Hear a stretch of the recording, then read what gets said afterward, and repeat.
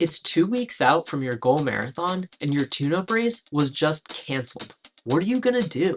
By the time you watch this, I'll only have 1 week left until my goal of running a sub 2:30 marathon. Why do I care about a sub 2:30 marathon? And why is it even important that I do a tune-up race? But why does this even matter that the tune-up race was canceled? What do they even help with? And what can you do instead to get the same benefits without a tune-up race? To help demonstrate this, I'm gonna be using my own experience of the canceled tune-up race to show exactly the steps that I'm taking to overcome this final missing piece of training and the mindset that's letting me have this flexibility to carry out an alternative plan. Whether you have a tune-up race or not, the main goal is to replicate the stress of racing so that there are no surprises during your big day. With this in mind, I want to clearly define how they replicate the stress of racing and exactly what they're doing for your body so you can understand not just the physiology, but also the psychology to help you set up and execute this type of run perfectly.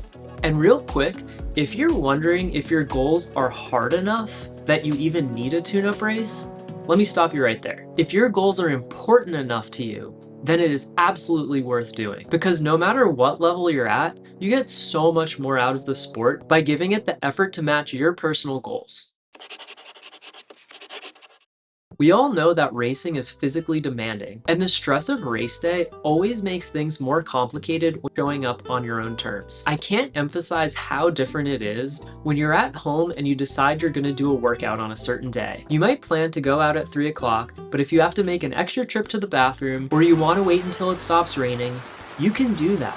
For a race, that's not an option. But wait, just like your legs, this is a mental muscle that you can train, and with repeated practice, you can improve upon this process. Do this to start developing the habits that will let you be successful when unexpected things come up on race day. And why is sub 2:30? That's a surprisingly important question with a lot of meaning behind it. But first, let's talk about what I'm gonna do instead to replace the tune-up race and serve as a marathon simulation workout. This is gonna help me get 95% of the actual benefits as doing it in a race without the extra stress and energy that goes into showing up on race day and paying for an entry fee.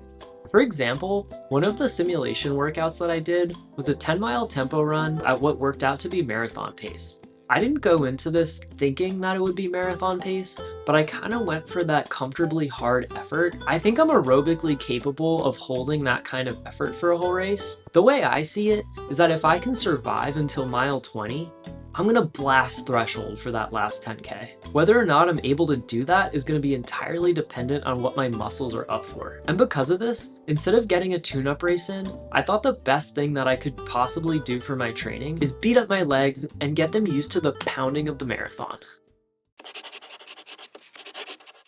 The day I found out about the cancellation, I had opened my email to find a message that said important event update. That's usually not a good sign, and as I kept reading, it said in bold text, "This has led us to the difficult decision to cancel this weekend's event." They were offering a full registration refund, and I happily took that option. But this cancellation had the potential to turn into a real benefit. I'm kind of the hybrid athlete of the running world, where I love trails and I love speed. This means that I'm pretty much always down for any kind of race. Road, trail, ultra, you name it, I'm there for it. But the tricky part about this is that even though I had a marathon coming up in 2 weeks, I was still excited to do a half marathon trail race. I can say with certainty that that's not the ideal kind of tune-up race, and that a flatter, faster course is a much better type of tune-up race that I should have been doing for the marathon I had coming up. Since I was going to be on the roads, I needed to focus on leg turnover and anything I could do to get my legs more used to running at that kind of pace. Since I'll be targeting between 5:40 and 5:45 on race day, there's a very specific stride pattern that comes with running at that speed,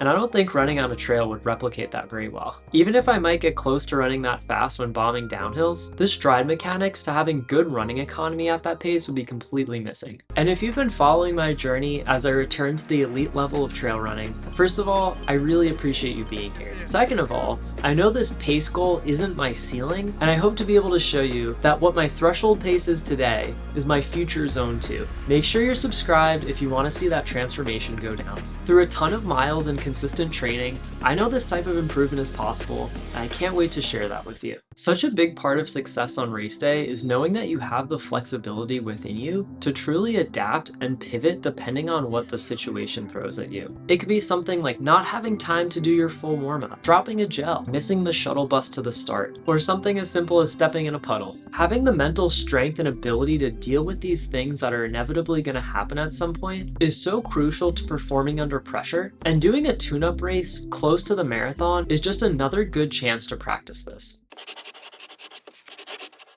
Racing itself is truly a skill, so what are you going to do to practice that? Race day morning comes down to a few things. First one, what are you going to eat? Second one, how are you going to get there?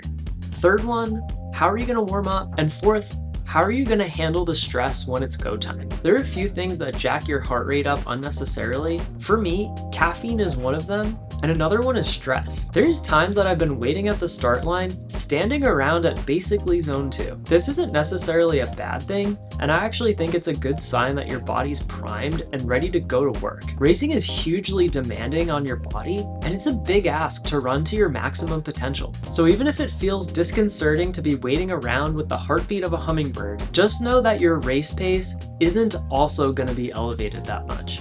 Once you get to work, this is just a sign of how dilated your capillaries are and shows that your muscles are ready to get some good oxygen. After you're done watching this video, check out this one to see how I avoided near disaster in my fitness test half marathon that I did 4 weeks out from the marathon. Technically, this would have been a perfect run to call a tune-up race, but since I'm still gaining fitness and will be all the way up until race day, I couldn't get everything out of it that I would have for a conventional tune-up race. Tune-up races for a marathon work best when you're able to put in a hard effort a bit faster than the pace you'll be doing in the marathon. And while I doubt I'm gonna hit 5:37s in the marathon, ideally I'm still in the low 5:40s. That's only about 5 seconds per mile slower than the half marathon. In just 4 weeks' time, I'm aiming to turn what was slightly below threshold into essentially my marathon pace. Through a ton of biking, I've been able to continue developing my aerobic endurance, but it's the muscular resistance to fatigue that I'm most concerned about. I'm confident that I'm aerobically in shape for a 2:30 right now. It's just a question of if my legs are gonna hold up on race day. Even if it's not coming easy, I know I'm gonna be able to jank out my stride and do all kinds of things to just go to work and force the pace. Do whatever I have to do to get over the finish line as quickly as possible. I know this isn't going to be pretty, and if you know what I'm talking about, leave a like on the video to show your support for fellow runners who grind. Alright, so you're convinced about doing a tune-up race. Now what? To get the most out of it, I'd recommend making it convenient. As good as it is to replicate the travel and uncertainty of race day, doing this within reasonable limits makes a lot of sense not to detract from your training block, and instead not blow an entire weekend trying to just recover from the travel for it. You're gonna soak that in and get so much more adaptation out of just doing the race and focusing on doing the regular steps you take to recover. Remember, just prioritize trying to make this fun, because ultimately that's what you want to do on race day too. If you're knotted in such a ball of stress, that's not going to help you perform optimally. Just the right amount of pressure is all you need to bring out an optimal performance in yourself.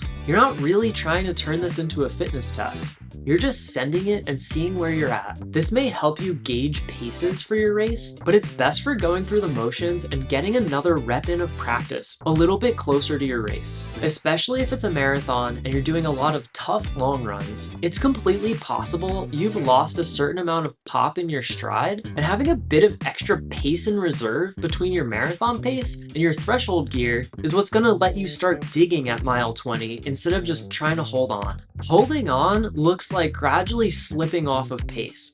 Digging might only mean maintaining your pace, but you're still nailing your splits in order to hit your goal all the way until the finish. And in the spirit of flexibility, I think we're gonna have to pick up filming this a little bit later because it's getting kind of dark now.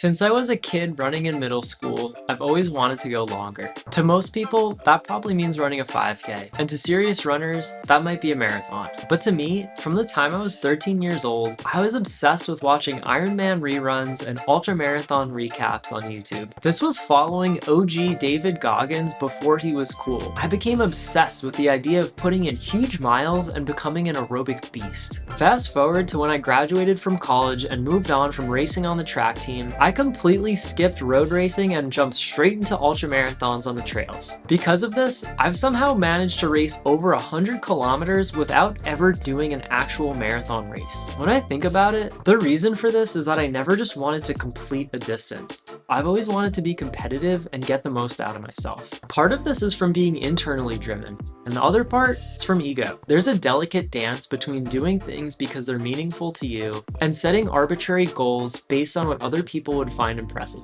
I think there's a natural tension between these two things, and it's a completely natural part of the goal setting process that's really challenging to navigate. Back when I worked at a running store in high school, I had a coworker who always talked about running a marathon. He was a fast guy and would regularly throw down on our Thursday night runs. I never understood why he hadn't done one even though he was clearly in shape. One day we were talking about this while stocking shoes, and his response really stuck with me.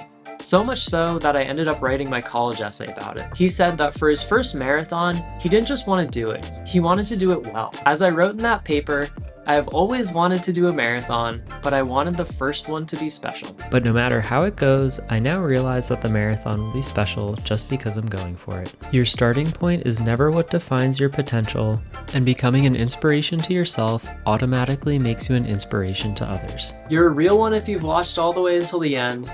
Thank you so much for being here, and I'll catch you in the next one. Peace!